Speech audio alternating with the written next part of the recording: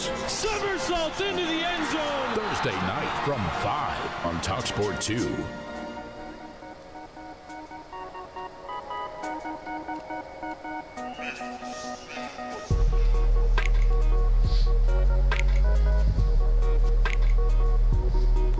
Listen, drive on TalkSport, Leanne Golson, Darren Bent at Motorpoint for unbeatable prices on nearly new cars and vans. Visit motorpoint.co.uk. Still to come on the show, we're going to be joined by Stockport County boss Dave Challoner. Do you know him, Dave? I don't know him, no. Oh, you know him. But that long throw was a weapon. Yeah. Just quickly, the guests that we've had on our show over the last couple of weeks, we've had Keanu Reeves on the show, Jermaine Genius went on the show, we had Noel Gallagher in the studio for 3 hours. If I'm missing someone, let me know, boys. We've got Ollie Murs joined us in the studio this week. Looking forward to that. We've got West Ham. Who's our mate? West Ham. I can't even remember his name. Kevin Nolan, come on. Kevin Nolan. Man like Kev. I've got such a bad memory. Kevin Nolan's joined us in the studio as well. So make sure you set your alarm for some more wonderful drive time shows coming up. That's going to be great. Have you met Ollie before? Yeah, I played soccer with him. Oh, did you? He gave me the Good assist. player. He gave me the assist. Oh, you two are just going to be slapping each other on the back, aren't you? Yeah. Just quickly into Miami, President David Beckham is reportedly interested in bringing former Man United goalkeeper David De Gea to the US. Did you read that? I also read on the back of that story, apparently David De Gea was offered £500,000 a week to go to Saudi, but his wife didn't want to go, so that's why he turned that one down. Wow, okay.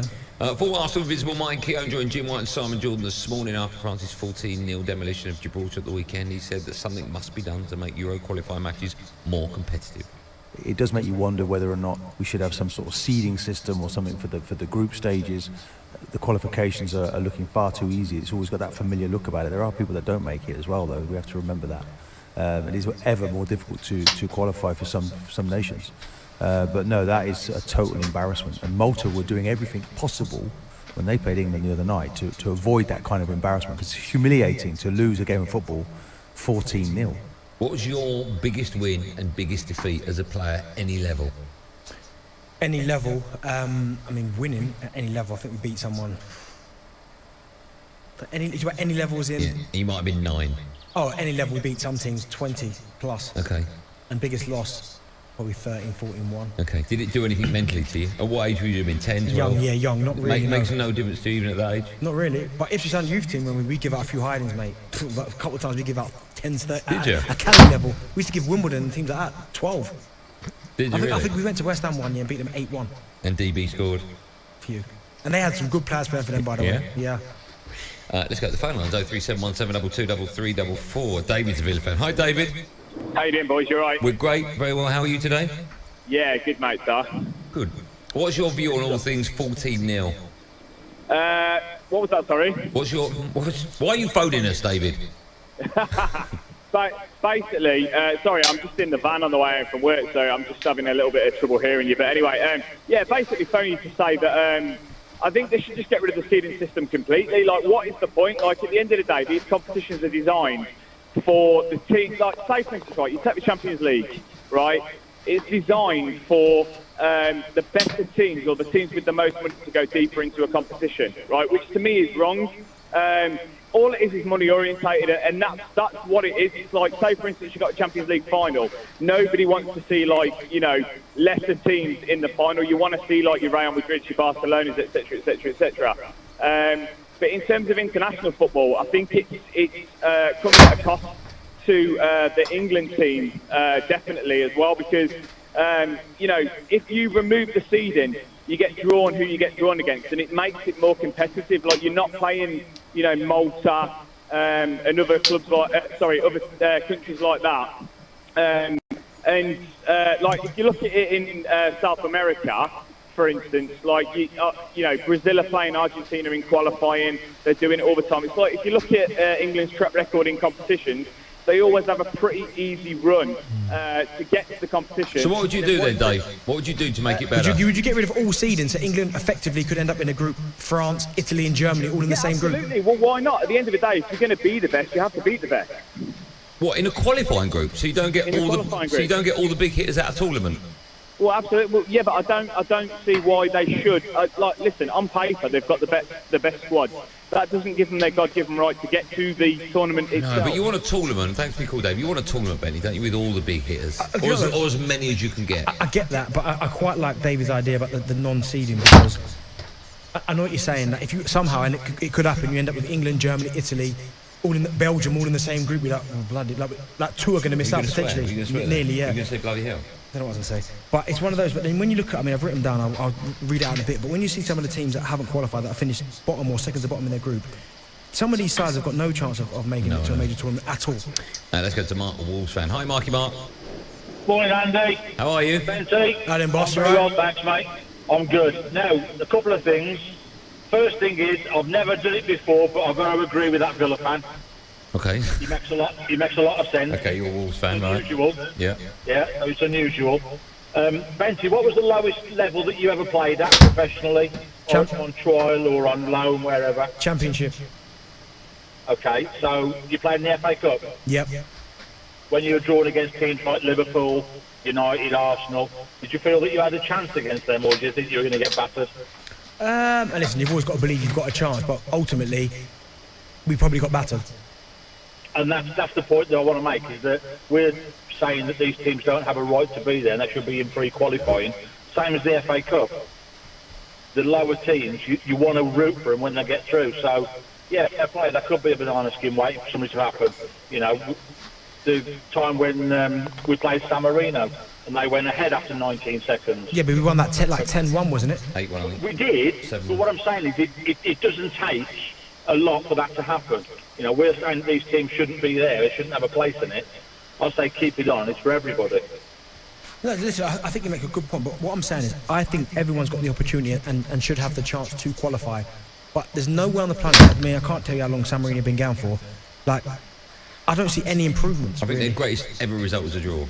And come on, that's just... Like, you want to give everyone the opportunity to qualify, but there's teams like... But if you put a San Marino and a Gibraltar together... You may get a win, right? I know you can get a draw. But that's my point, but they get a bit of confidence, bit of momentum. I agree. I mean, some of the teams that I've written down here, like Georgia, Gibraltar, Armenia, Latvia, Moldova, the Faroe Isles, Azerbaijan, Estonia. I mean, when are these guys going to be a major Andorra? England seem to play them all the time as well. Yeah. Good work. Keep your calls coming in. Still to come on our show. Going to be joined by Stockport County boss Dave Chaloner. But first, it's time for No Googling Part 1. Now, France set a new record for the biggest ever victory in European Championship qualifying history after smashing Gibraltar 14-0 on Sunday. We want to know which international team held the record before and what was the score. Benny's already mentioned one of the teams. Answer to that and so much more coming up. Don't go up yet, Ryan. I'm not no, go up a little bit. Thank you. Coming up on Drive and Talk Sport after this. Now go up.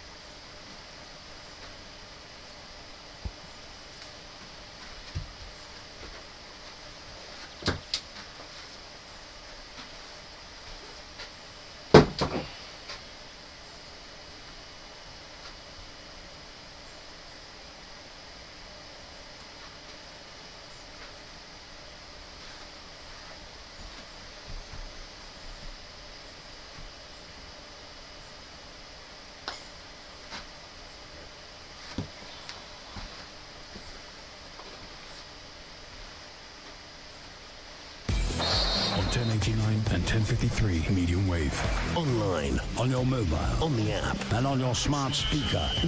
Talk Sport. So Drive on TalkSport, me, Andy Goldstein, Darren Bent alongside. Following us at 7, Adrian Durham brings you live coverage of England's Euro 2024 qualifier with North Macedonia. Kick-off for that one, 7:45. Don't forget the brilliant award-winning TalkSport Daily podcast. You can download that every single day. I mean, it's not won an award yet, but it will. Keep downloading it. It's the best bits of TalkSport over the last 24 hours, mashed down to about a 20-minute poddy.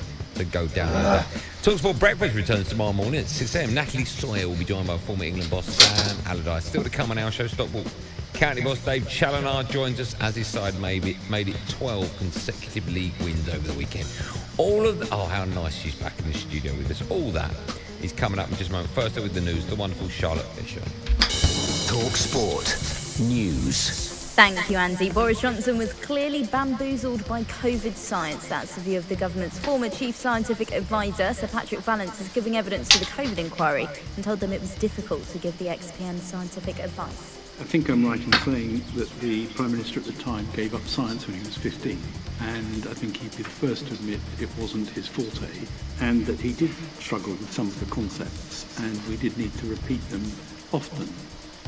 4 men have been convicted of murder after a woman was shot with a machine gun inside her Liverpool home. Ashley Dale was killed last August. A court heard her boyfriend had been used as a target.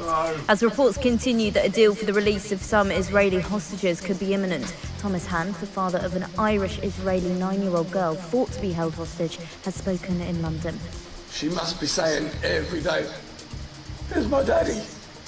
Where's my daddy? Why isn't he coming to save me?" And that's what I'm living through. That's what we're all living through. Elsewhere, in one of Italy's biggest ever mafia cases, 200 gang members have been put behind bars for a total of 2,200 years. They were accused of being part of a crime group that turned over around £52 billion a year.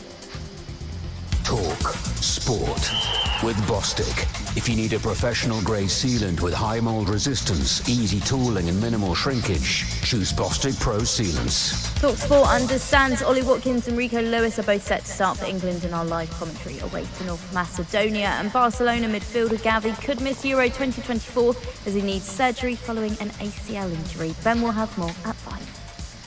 The new Talk Sport Superstar Breakfast.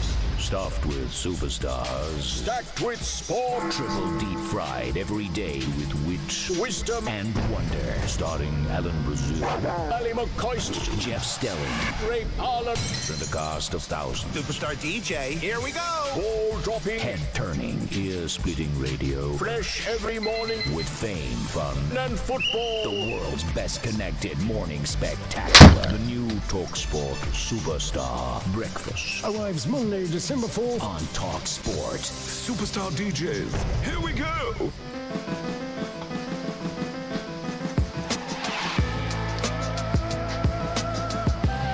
The Drive on TalkSport, me, Andy Goldstein, DB alongside me. Good initials, that. So you know that I didn't talk about this with Jermaine Genius, but his dad's surname was spelt with a G. Genus was a G. Mm-hmm. And his dad, this is true, his dad changed the spelling to a J so he would be called DJ. That's true. Oh, come on. Who'd be called DJ? DJ. Jermaine Genius' dad would be called DJ, so he changed it from a... Okay, clever. Yeah, and then he also did it, so he changed his name but didn't change it by default, and then when Jermaine was born, he changed it by default, so it was with a J. Mm-hmm. So his son, Jermaine, would be called JJ, rather than JG. Nice. It's quite cool, that, isn't it? It's quite cool. Before the break, I asked the no Googling question, one of 3, of course, today. France set a new record for the biggest ever victory when they beat Gibraltar 14-0 on Saturday. Before that game, who held the record? The answer is... Have you looked? Okay, have a guess. Andorra. No, Germany beat who? Andorra? No, name another team like that. You've mentioned them a few times. We always play them. Faroe Isles? No. Estonia? No. Sounds like an NFL player. No. San Marino. Yeah. What was the score? 13-0. Wow. You like that? Mm-hmm. Right, time now for this. Paddy's Performers on TalkSport with Paddy Power. Reviewing the top ballers, performers and goal scorers from the latest footballing action. 18 plus, begambleaware.org. Time now for today's Paddy's Performance in association with Drive's official betting partner, Paddy Power. Today we're looking back at England's Euro qualifier, nominating the players we think made a difference in Paddy's Performers. Our next guest, by the way, is hanging on, so we'll rattle through this if that's okay with you, Benny. Even though he played about 31 minutes, he scored a goal. Sadly, it came off, I think, Harry Kane, so it didn't count. I'm going for Declan Rice. I think Declan Rice is a fantastic player, very important to England. You always get 100% from him, even though he played, a third of the game. I love Declan. I think he's brilliant. I think he's the future England captain. I've gone for Declan Rice. All right, yeah, I mean, listen, it was a performance, so I wouldn't say there was any... No. But I've gone Phil Foden. Touch on the half-turn, probably the best we've ever seen. Had a hand in the first goal. Change of pace. He is quicker than people think, so I really like Phil Foden. I think that Gareth Southgate's got to find a way of getting him into that starting 11 in some respect. So yeah, I'm going to go Phil Foden. I agree. North Macedonia, of course, are England's next opponents. That's tonight. That's live on TalkSport as well. Build up begins from 7. Declan Rice, anytime assist is 4-1. Phil Foden to score anytime is 23-10. That's Paddy's Performance for today. Catch up with all the very latest odds at paddypower.com. 18 plus only. Begambleaware.org. Paddy's Performers on TalkSport with Paddy Power. Reviewing the top ballers, performers and goal scorers from the latest footballing action. 18 plus, begambleaware.org. Time now for Bentley's EFL Corner, where we're going to be looking back at some of the EFL action from over the weekend.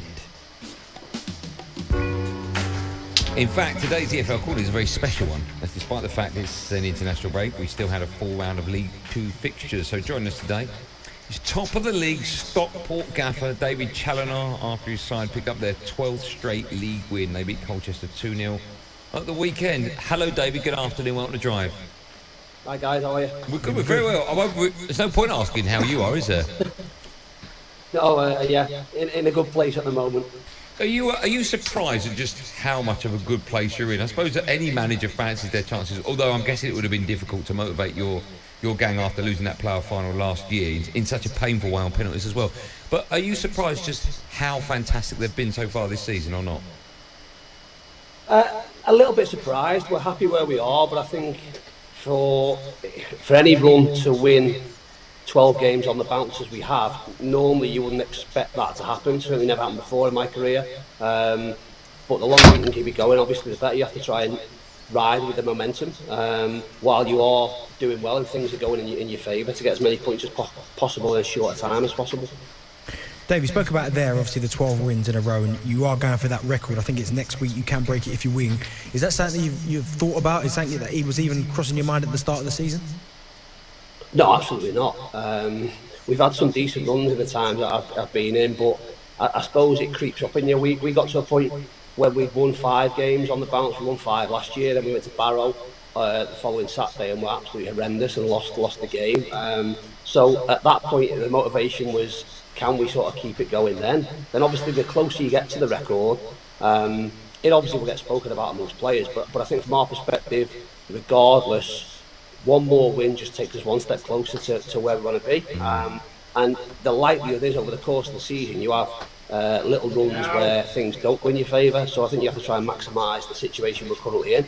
If we can get the record, brilliant, but the consequence of that will just be we're 3 points closer to the total we want to strike at the end of the season. I was going to ask that actually, how difficult or easy is it for you not to lose sight of your main objective? Because I'm looking at the league table now, you're 6 points from Macclesfield, you're 8 points from Notts County, Wrexham, of course the same gap, 33 to your 41. So it's still not signed, still delivered. It's still early on in the season as well. And we've seen, even when you look at the Championship, with how close it is between Leicester and Leeds are on the heels now of Ipswich, it's still impossible to call. All this counts for nothing, right, unless you go up.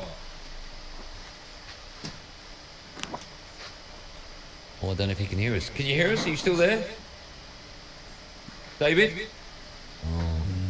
Do you know what? That was such a great question. I don't even know if I'll be able to remember what I said. Yeah, no, it's very we'll hopefully get him back while the boys behind the glass are working on that. That is the main objective, right? And I know that's an obvious thing to say, but if you look at the Championship side with your Ipswich and Leeds and Leicester, of course, we joked and said that Ipswich, we're paying out on Ipswich, they're up now. Yeah. But all of a sudden now, I mean, there's so much of the season left. I think you've said a couple of times that until you get to maybe February or March, that's when it really you can't really look at that league table. But from the players in the dressing room, the belief they'll get from winning these games, hopefully is there. David, can you hear us? Yeah, Hi, Dave. That's okay. I was just saying to Benty there, and the question I asked you just before you cut off, I was saying how easy or difficult is it for you not to lose sight of your main objective this season, and that's, of course, to go up into the league above you. And the reason I ask that is because it's so tight in the Championship with the likes of Leicester and Leeds and Ipswich, of course. And we jokingly, because we've got a big Ipswich connection with our show, our producer Joe is an Ipswich fan, Bentley, of course, played there. I've said there's no way they can't go up now, trying to bock it, bit tongue-in-cheek. But from your perspective, it's still so early on in the season. Does what you're doing at the moment, does all that count for absolutely nothing unless you get promotion? It just gets you, I suppose, on the way. Like I say, there's going to be a finite amount of points that over the course of the last 10, 15, 20 years is enough to get you promoted. And I think at the start of the season, we've always looked at, I suppose, the things that are needed to win. And it'll be a certain amount of points, a certain amount of wins, a certain amount of goals and all them things. And I think it's still the same now. I think you look at, we got 82 points last season, which got us into the playoffs. Probably for automatic promotion, we're going to need between 85 and 90. So that's where our aim is. And every win that you have just takes you 1 or 3 points closer to that. I mean, Dave, what you guys are doing is fantastic, and as you said, you have got the opportunity to break the record against Newport next. But when you look at this season, I wouldn't say that there's less pressure but when having a team like Wrexham in the division where it seems to be the Hollywood owners, everyone's looking at them, do you think that's doing everyone a favour, bringing more eyes onto League Two? I think so, and which is great, because I think some people will look at it with I suppose envious eyes because of the investment that they've had. But you have to look at it in terms of lower league football.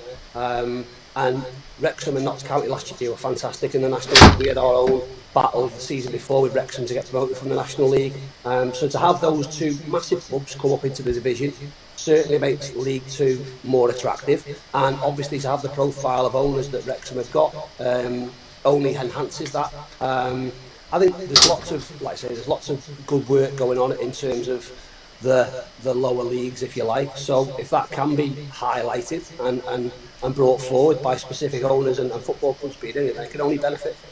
Do you think it's almost like even though you guys are top and you guys are flying, you're the informed team, you could break the record, do you almost feel like though that you're top, Wrexham are the ones that have got the target on their back because of everything that comes with that? Possibly. I think we've been there before a little bit last year, and you have to deal with that. But I think similarly in our scenario, everyone will come to our football club as players knowing that there's internal pressure to try and be successful. That's exactly the same as what Wrexham have got. So every single player that's gone there will understand that there's a plan in place to try and move through the leagues, and you've got to deal with that before you even go there. So I suppose you set up a little bit to be able to deal with it. But if any team in this division can go under the radar and the pressure be on somebody else, and I suppose that's the same for every league really, then I think you'll definitely benefit from it. Since you've been on this crazy run, have you noticed amongst your squad, amongst the starting 11 in the dressing room, there's more belief, they're more confident as a group of players? You're always going to notice. I think the biggest thing is that probably when you have adversity, so similar, we were behind twice at Swindon last week, that there was a sort of a look on the pitch that we always felt we would come back into the game and potentially go on and win the game. I think that's the difference. When you're tested in moments in games, that's when you tend to see it. But if we're not going to be in a confident mood when we've won 12 games on the bounce, then I suppose we're never going to be. No. Was there a hangover from how last season finished for you, going out on penalties?